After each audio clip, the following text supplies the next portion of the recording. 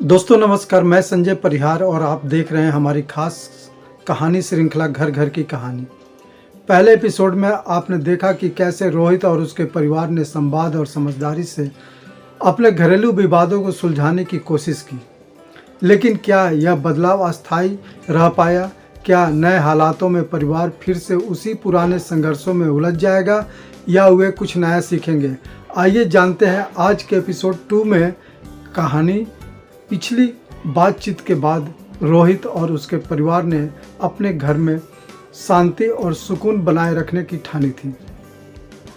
सब कुछ सही चल रहा था, लेकिन एक दिन नीलम की छोटी बहन शिखा अपने बच्चों के साथ कुछ दिनों के लिए उनके घर आ गई।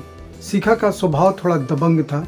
वह अक्सर नीलम को यह जताने की कोशिश करती थी कि घर में उसके अधिकारों की अनदेखी हो रही है। शिखा के इस व्यवहार के कारण नीलम फिर से चिड़चिड़ा हो गई।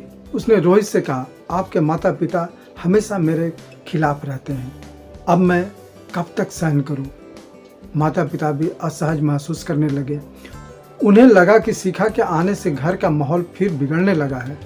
रोहित की समझदारी। रोहित ने स्थिति को बिगड़ने से पहले ही संभालने का फैसला किया। उसने नीलम से कहा, देखो, हमारे घर में हर किसी का स्वागत है, लेकिन हम अपनी शांति और माहौल को खराब नहीं कर सकते। क्यों ना हम शिखा से इस बारे में बात करें? नीलम ने हिचकिचाते हुए शिखा से बातचीत की। उसने शांति से अपनी समस्या को समझाया। शिखा को पहले थोड़ा बुरा लगा, लेकिन नीलम की बातों ने उसे सोचने पर मजबूर कर दिया। उसने भी माना कि वह अनजाने में घर के माहौल को खराब कर रही थी। बच्चों की मासूमियत। इसी बीच बच्चों ने परिवार को जोड़ने के लिए एक अनोखी पहल की। उन्होंने एक फैमिली चार्ट बनाया जिसमें सबके लिए छोटे छोटे काम और जिम्मेदारियां लिखी थी।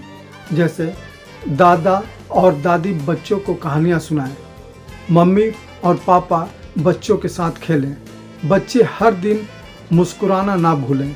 यह चार्ट देखकर सभी के चेहरे पर मुस्कान आ गई और घर में फिर से सकारात्मक माहौल बनने लगा। एक नई सीख। घर में छोटी मोटी समस्याएं फिर भी आती रहीं, लेकिन अब परिवार ने उन्हें संवाद और धैर्य से सुलझाने का तरीका सीख लिया था। सभी ने समझा कि एकजुटता और सहयोग से ही घर खुशहाल रह सकता है। अंत में संदेश। दोस्तों, यह कहानी हमें सिखाती है कि घर की खुशहाली बनाए रखने के लिए संवाद, समझ और हर किसी का योगदान जरूरी है। घर एक ऐसी जगह होनी चाहिए जहां मनुष्य सुकून से जी सके, ना कि तनाव से घुटे। अगर आपको यह एपिसोड पसंद आया हो तो इसे लाइक, शेयर और कमेंट जरूर करें। और हाँ, हमारे अगले एपिसोड में हम देखेंगे कि रोहित और उसके परिवार के सामने कौन सी नई चुनौती आती है। तब तक के लिए धन्यवाद।